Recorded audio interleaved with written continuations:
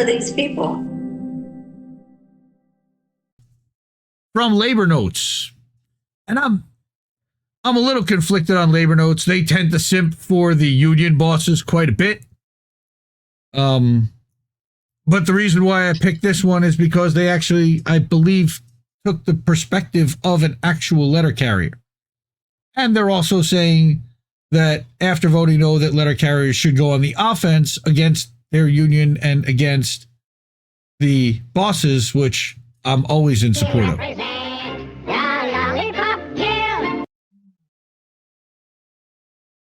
No, they represent the letter carrying guild. No. What? We represent Lollipop Guild. That's messed up, yo. Come on. All right. Yep, These are our faithful letter carriers. Look, it's either them or the little bots, the delivery bots, and I don't want them. I like these guys. Keep them employed. These guys and ladies, people. Who are these people? We need one of those. Who are these people? Okay. They, thems. So, members of the National Association of Letter Carriers have rejected a sellout tentative agreement by 71%. All right. That's pretty resounding. And that sellout agreement sounds like WSWS language, which I actually like hearing, other organizations pick up that sellout language. All right. Turnout of 48.4% and more no votes than the total turnout of 63,000 for even the last contract. So that's a big one. A rejection of the current national leadership and its approach, which I would guess is reformist in nature. Let's hear. Hundreds of letter carriers joined the reformist in nature. Yep. Join the new network, Build a Fighting NALC, or BFN, in organizing the first real no-vote campaign in the National Association of Letter Carriers. That's the NALC for short. Since 1978, that's a while. All right. Working alongside the Concerned Letter Carriers and the Mike Cariff for President campaign in a broad reform movement. Okay. The issue of pay has been central. General inflation has increased more than 20% just since 2020. Letter carriers were lauded for essential work through the COVID pandemic. Again, what are we doing to our essential workers? No hazard pay. We receive no hazard pay. Now, again, this was written by a letter carrier. Our national union leadership promised that this contract at last would include record wage increases and eliminate the tiers, moving to an all-career workforce.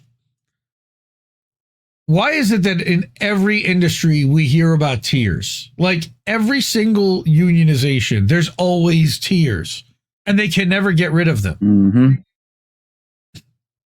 Letter carriers had to wait for more than 500 days since the contract expired in May 2023 to hear anything from our national leadership about the process of negotiations. Now, part of that, honestly, I'm going to pause there, is thanks to Trump, because he appointed Postmaster General Louis DeJoy to the position.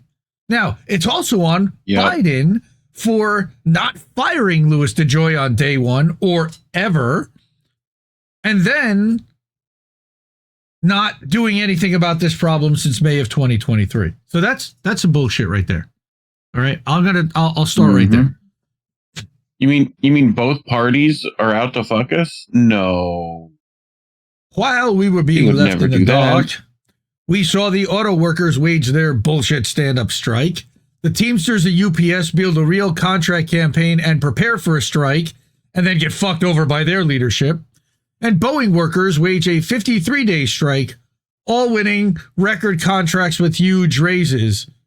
Debatable at best. But okay, the sentiment and the narrative is that they won and they got huge raises.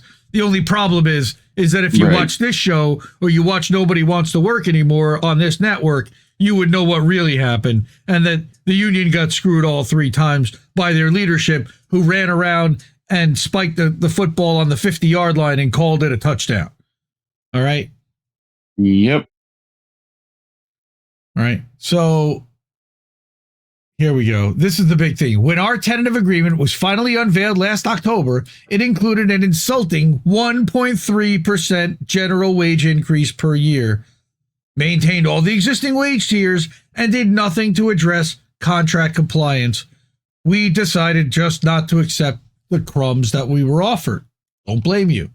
And that sucks because you got basically, and that's coming from, again, Louis DeJoy is a multimillionaire. The leadership of the postal service is usually not poor people.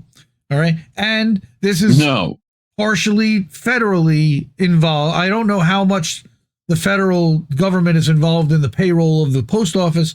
I know they're supposed to be completely independent and run off of postage. I don't know if they can, and shipping costs. I don't know if they can still do that. And I don't know if they have to be subsidized by Congress at this point because of a congressional mandate that they also have to fund their pension fund 75 years forward, like no other organization in the history of the world before and since. So therefore, it's quote unquote in the red. But if they didn't have that mandate, which was imposed by Congress, and that was lifted, that would be one way to fix it. Postal banking would be another way for the poor. They, again, fuck the poor. Yes. But they still voted no. Yep. All right. They took the lead in a national organizing vote no campaign. Despite the widespread anger over the bad deal, we knew we had to bring letter carriers together to build their confidence to reject it. They needed to reject it. Our national Zoom meeting launching the campaign drew more than 700 members. That's a good start. All right. We provided materials and a strategy to get the wider membership involved. Remember, there's over 100,000 letter carriers. Let's go back to the number up here. I'm sorry, almost 90,000. 63,680 to 26,304 is like 89,984. All right. So that's close to 90,000. Let's call it 90,000. All right. And they had a turnout of 48.5%. Almost half of them showed up. All right, and more no votes than the 63,000 last time. Total votes that they voted on for the last contract. I mean, they got a bunch of people out. So there's 90,000 people in this union. Close to 1,000 showed up at the first meeting. So they had a strategy. All right. They were organizing parking lot meetings, rallies, vote no group photos. God bless these people, man. Like, nothing's going to happen unless they take action and do something. And this is what workers have to do for themselves, for their own unions, within their own organizations. This is great. Members also brought forward and passed vote no resolutions at general membership meetings in 55 branches, all right, including a bunch there. All right. Carriers organizing for a no vote met significant resistance within the union. What a surprise.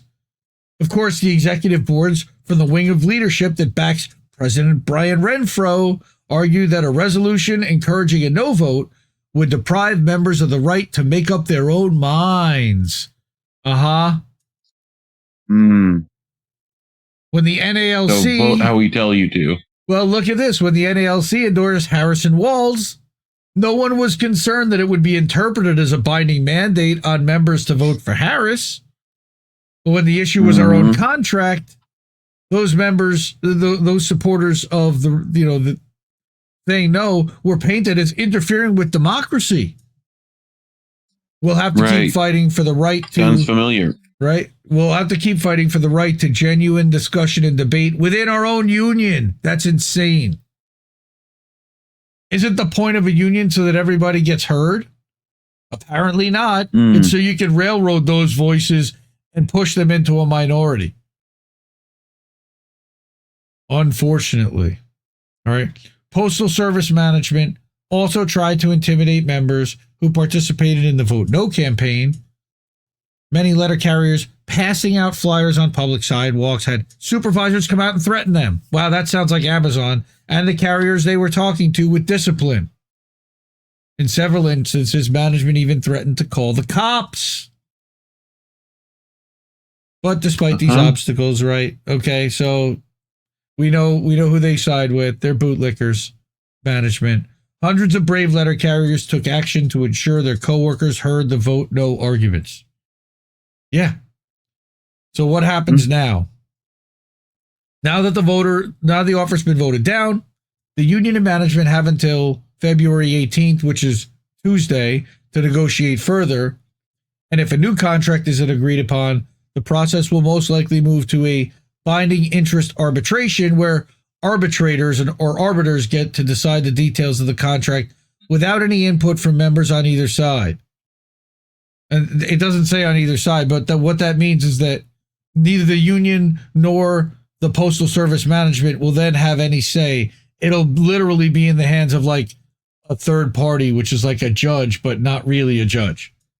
We simply cannot wait while this process plays out. I don't know how you're going to get the union heads and management up to any kind of, what do you want? We must also reorganize the broader political context in which our contract struggle is playing out. So you voted no, but what do you want? What I haven't heard yet is a demand. President Trump and DOJ, directed by Musk, have promised to cut trillions of dollars in federal spending. They began dismantling U.S. aid. We know that. Gained access to the Treasury Department's financial info, designated the Department of Education and Department of Labor as upcoming targets.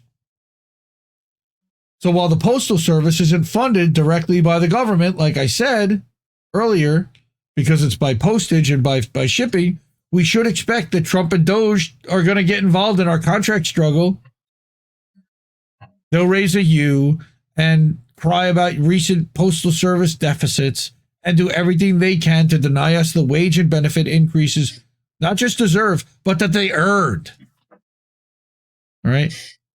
And if Trump and DOJ succeed in firing hundreds of thousands of federal workers, it'll encourage them to push for postal privatization, which has been Darrell Issa's wet dream for 2 decades.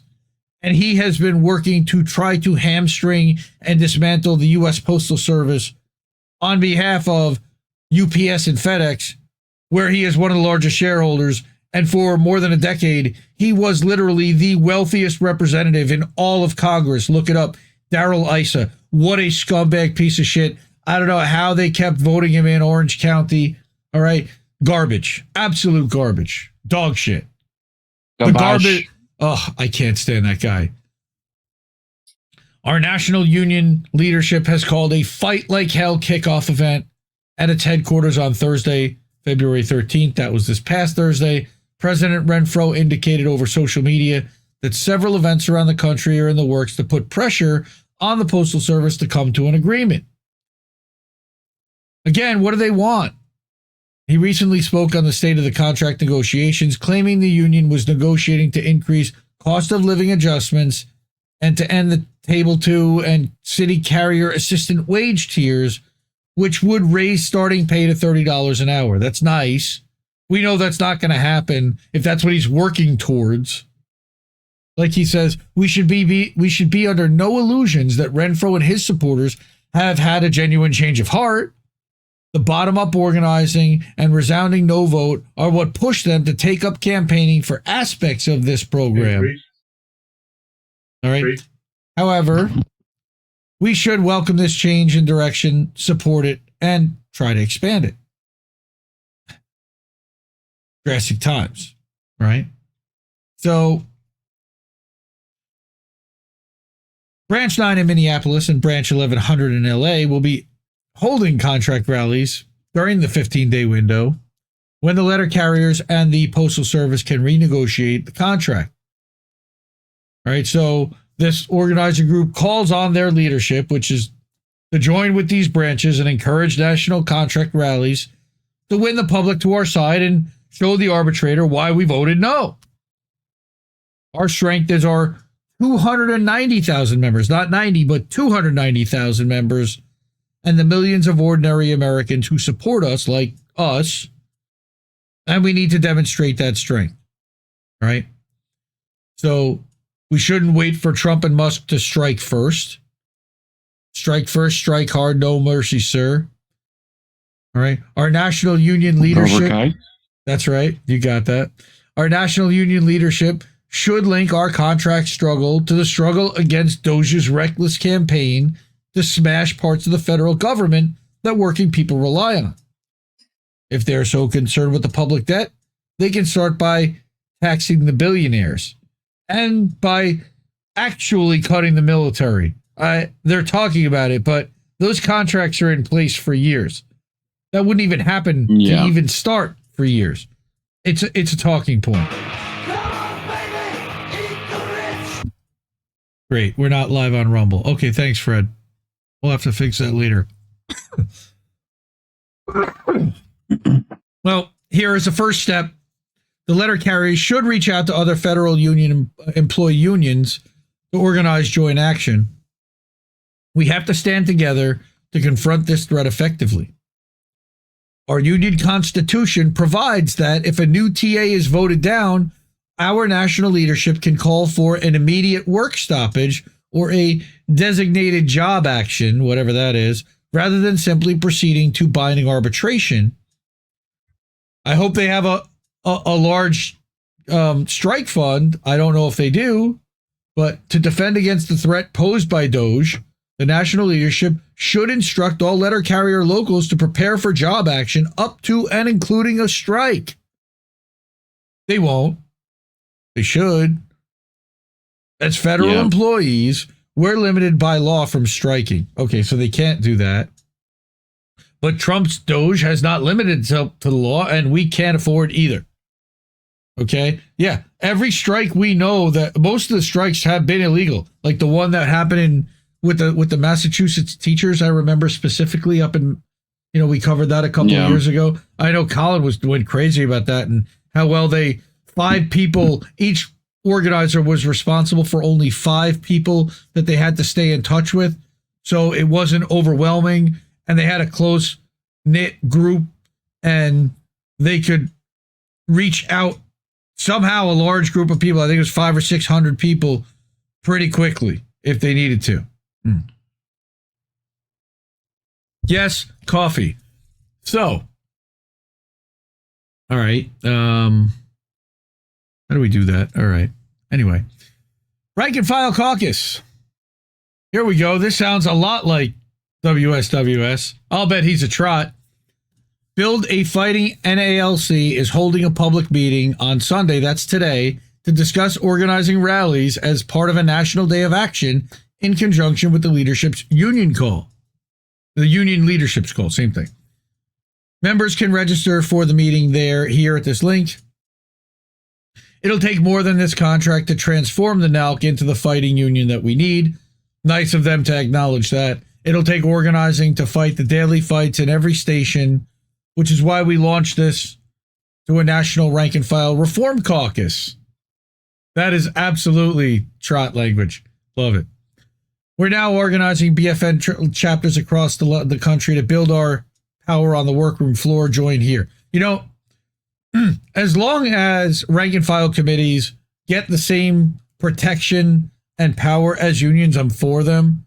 But if you're going to do that and remove power from the workers and the protections that unions currently offer them, at least until Trump strips them away, I don't know how crazy I am about that idea. I do like organizing outside of the union structure. Well, right now it's a real challenge to do that. And we're going to talk about another challenge that we encountered with that recently or this week too. A rank and file reform caucus. Yes. Okay. Hey, that's what ended up working. And we can't strike. So well, they can't legally, quote unquote, but when does anyone ever strike legally? I mean, I guess there are some that have the right to strike, but federal employees that as deemed essential workers don't. So, okay, I don't know what else you can do. I didn't. We'll see. And I did put out a message, a ping to one of the fathers in my neighborhood is a letter carrier. His son goes to school with my kids, and I wanted to ask what he voted on this and how he felt about it. I wasn't able to get his response yet, but I'm sure he has something to say about it. My guess is that he would be one of the no votes, but I could be wrong. Because, look, 29% of letter carriers still did vote yes. And my guess is that those are the more established people that are still pretty well off and just wanted to have something new on the books because they've worked without a contract now for almost 2 years.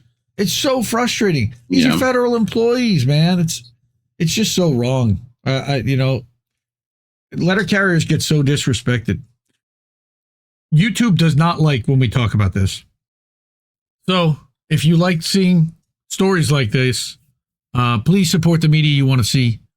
The ways to do that are Cash App, $, Indie News Network, ko-fi.com/Indie News Network, paypal.me/Indie News Network, and at our newsletter, innnewsletter.com, where you can support monthly or annually with a subscription. But you can also subscribe free, and please do. We put out a daily update. So please, whatever. These are the incredible people that are our wall of fame. This week we got a annual subscription from Jack Farrell over at Indie Media Today. Thank you so much for that. And our friend James Arkazewski re-upped his monthly subscription over at both of the newsletters for INN as well as Indie Media Today. And we always appreciate that support. We are heavily suppressed. We are demonetized on YouTube because somebody once said that they might not be completely condemning an organization that now has deemed to not be friendly. No, not that one. It's the other thing. Super safe. It's hummus. The safest. It's we love hummus. We love to eat hummus. It is delicious. Hummus is delicious. Hummus, delicious tahini spread with the za'atar. It's nice. A little bit of garlic in there. Yum. Right. But these people have supported our channel and our network. Sopracel. They fund the media they want to see, and they support the media they want to see. Best ways to do that: Cash App, ko-fi.com/Indie News Network, PayPal, and Substack. I see Oaktown Girl in the chat. Money, please. Oaktown Girl, we work on a value for value system here, and that means that we don't do any ad reads and we don't do any sponsorships. We don't read out promo codes. Charlie Mack Friday night. That's right. Charlie Mack Friday night hooked us up. Natalie hooked us up Friday night. Kameshwari Kate. So many people, really. We're so grateful, and we work hard to try to bring a high quality of show and high quality information that hopefully you're not hearing elsewhere, and perspective that you may not be getting elsewhere. And that's why we do what we do.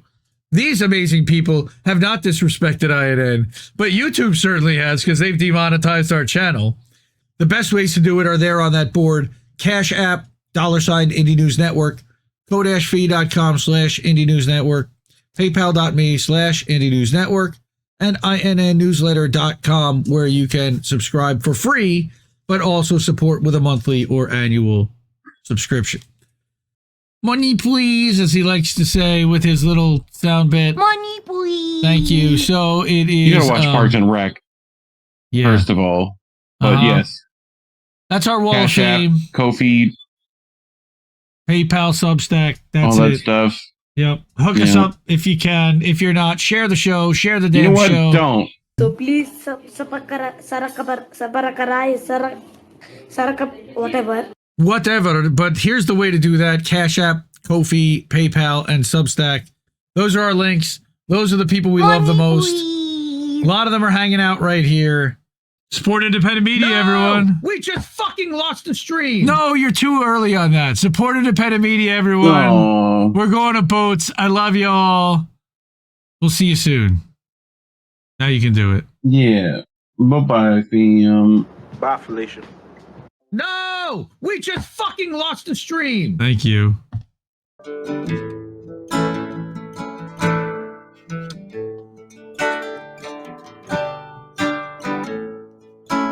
Can't keep giving us nothing and think we're bluffing about coming for your heads. Why play civil if you won't listen to 50,000 dead? And now we know our mission, we form a militia, make Congress a prison. No, I play civil when all these dead won't make you listen. What's more American than slaying your oppressors? What's more American than liberty or death first? God, I thought we were founded on abolishing the tyranny of those who would starve a village all to live empirically. And I regret that I have only one life to give for my cause now that I can see the cause so clearly. See, I want our leaders, regardless of party, to fear me.